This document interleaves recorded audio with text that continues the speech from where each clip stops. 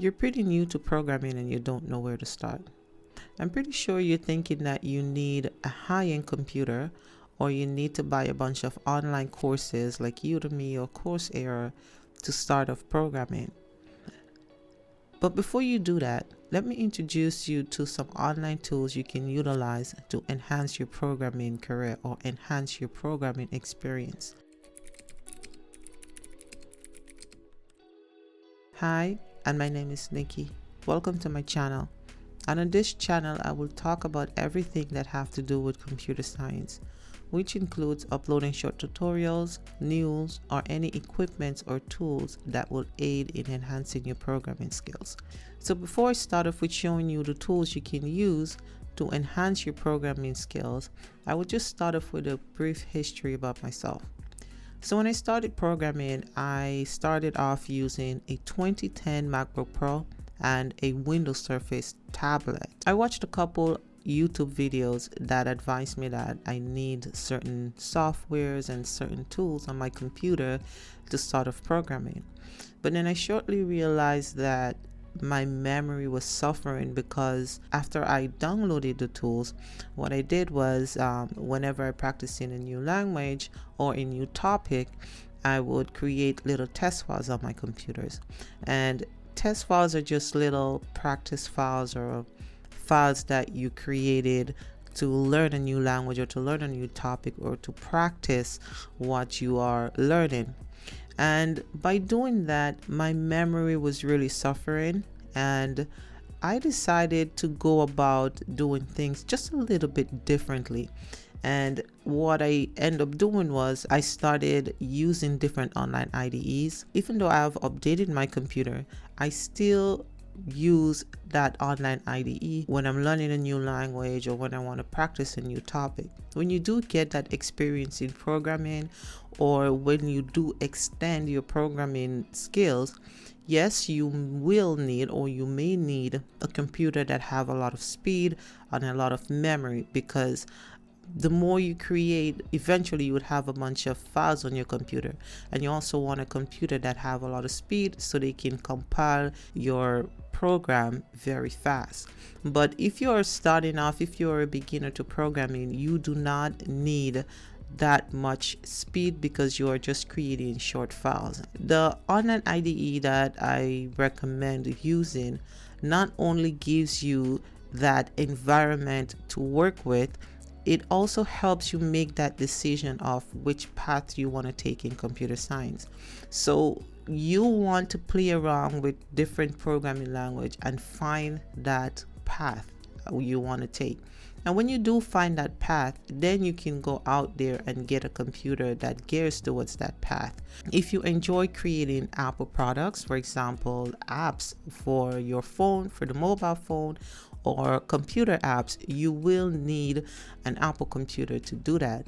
Or if you enjoy more of the SQL side of things, I think, in my opinion, Windows work better because you do get that Microsoft environment, and certain programs or certain software will not work on an iOS environment. For example, if you want to download any stuff from Microsoft, which means their Visual Studio, which I love, I use Visual Studio a lot to do a lot of C++ programs or C programs.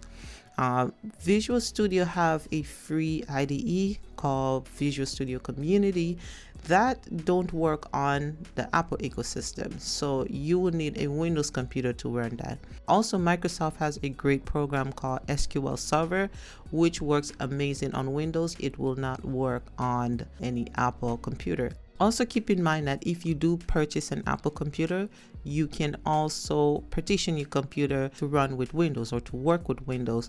So that is one of a great advantage if you do get an Apple computer. Right now, I'm going to take you over to the computer and show you how you can start off using REPL IT. So what you want to do is open up your favorite search bar. In this case, I'm using Google, and you type in REPL IT.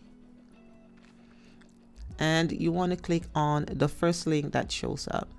Now it will take you to this page. When you get here, you either log in or sign up. What I usually do is I just log in with my Google account. You see, I have a lot of files that I worked with in the past, and this is most of these files is just stuff that I did from school that I don't want to save on my computer, or just little topics I was learning in the past. So when you log in on Repel for the first time, you will be directed to this interface. If you click on See Template, now you have a whole bunch of interface or environment you can work with. You have Python, you have HTML, your CSS, JavaScript, you have C++, and if you click on Show More, you can actually see all this different environment. When you want to create a file, you just click on which environment that you want. So for example, if you want your HTML, CSS, JavaScript, you click on Create, and then you have to give your file a name, and then you click on Create. On the left, there is your files, your index.html, script.js, and style.css. Now inside of here, you do get a boilerplate code you can work with. So when you run this code, on the right, your results will display. So if I click on Run, now you see Hello World is printed. So if I type in hello viewers and I click on the Run button, you would see that Hello Viewers is printed on the right. Once I figured out how Rebel IT works, how to use their interface, I went over to a website called W3 Schools. That's where I've learned different programming language besides of what I've learned in school. So I will take you over and show you how W3 Schools work. Let's go back into Google, and you want to type in W3 Schools, which shows up right here. And you will click on the first link that shows up. So now you're on W3 School website. This is how their interface look. I love using W3 Schools. Not only that, you learn different programming language, and they have different programming language you can choose from. You also get an IDE you can work with as well. So if I scroll down to the bottom, you will see all these different programming language you can learn. And as I said before, you do get that online IDE or that online environment you can work with. I like using W3 Schools because of the structure of their website. And when I mean structure, I mean the way how they put their website together and they put their tutorials together.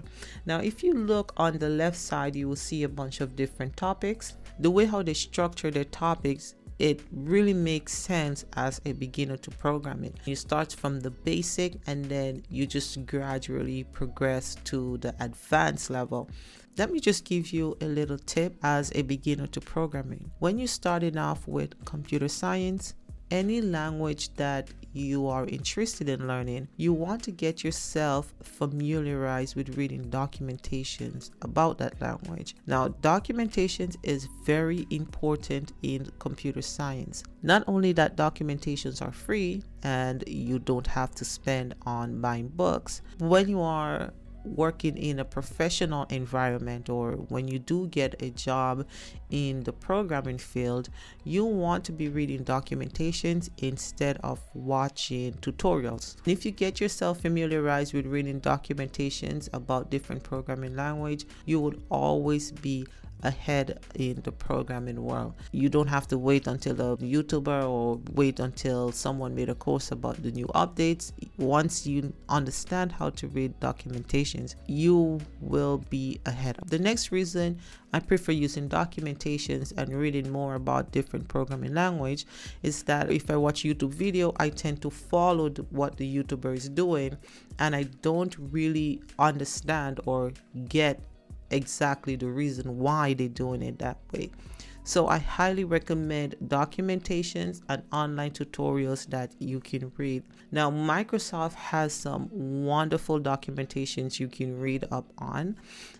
They have great documentations on C, C++, .NET, SQL, the list just goes on with Microsoft. In Google, you just want to type in Microsoft Docs, and let's click on the first link. Now you see here there are just tons of different documentations you can read upon.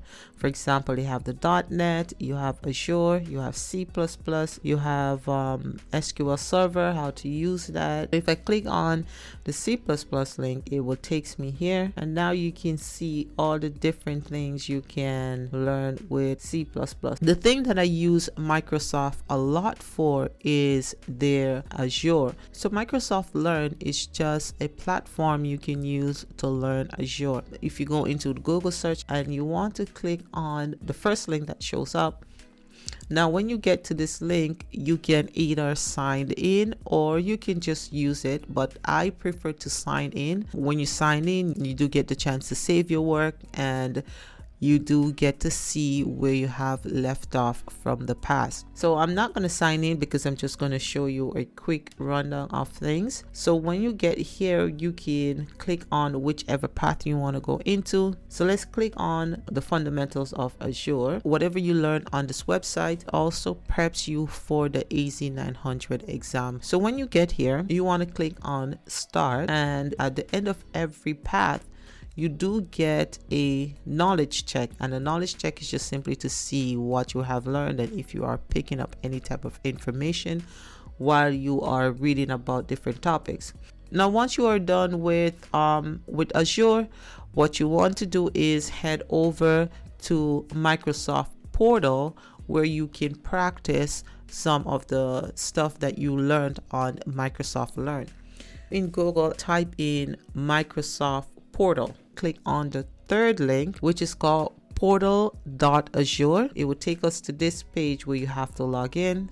So once you have logged in on Azure Portal, you can see all the different stuff you can create and use, or all the different services you are allowed to practice on. Before you use Azure Portal, you need to create an account. Azure Portal is not free, but when you sign up, you do get a free $200 credit you can use. Quick reminder, when you are finished creating your virtual machines and you're finished practicing for the day, I strongly advise that you delete the virtual machines because it takes up a lot of your credits. I also think that deleting your virtual machine is also a good idea.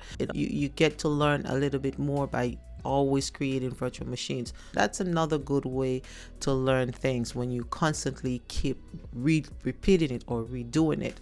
So on my screen, where you see all the different services you have, you can create virtual machines, you can create virtual network, and it's just very easy. This would walk you through exactly how to do it. I'm not going to walk you through it right now. I will make a different video for that. But I just wanted to show you the different things you can get online for free to practice and to enhance your programming experience. So don't feel like you need to buy all of those expensive books or all of these courses for you to start off with programming. There are a lot of websites out there that gives you all these tools for free. So another good website I like using is the Oracle website. So if we just type in SQL Live and you want to click on the first link that shows up, you can sign in. Once you signed in, you do get that environment to work with.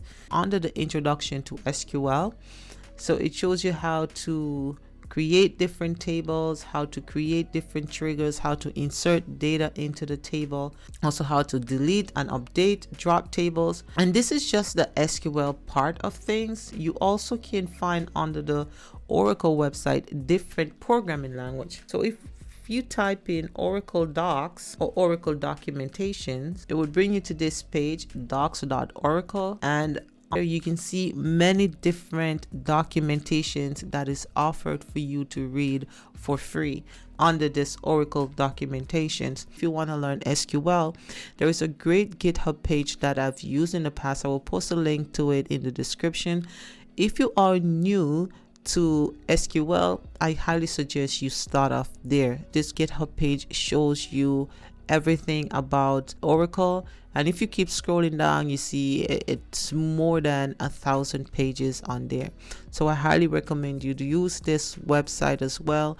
Another website I recommend using, and it's a very great website if you are going into the iOS development, is the Swift documentation. Once you get into Google, you want to type in Swift documentation, then it would bring up the swift.org. Right here you can see several different topics you can choose from. Click on language guide and you see all the topics on my left, and you just choose which topic you want to learn. So don't bypass the documentations that is online for you to use.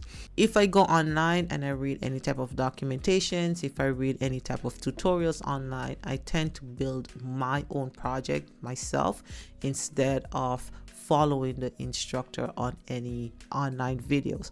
So once again, utilize the free tools you get. There is, as I said before, there are lots of information online. There's not much videos you can watch when it comes to Java. Java is a very heavy language.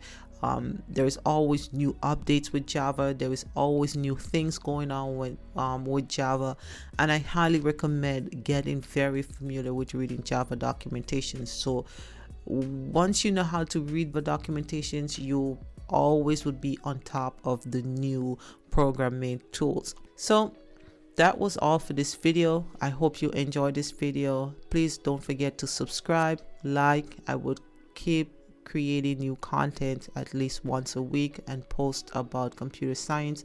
So by liking, sharing, you give me the energy to give you guys more stuff. Thank you for watching. My name is Nikki.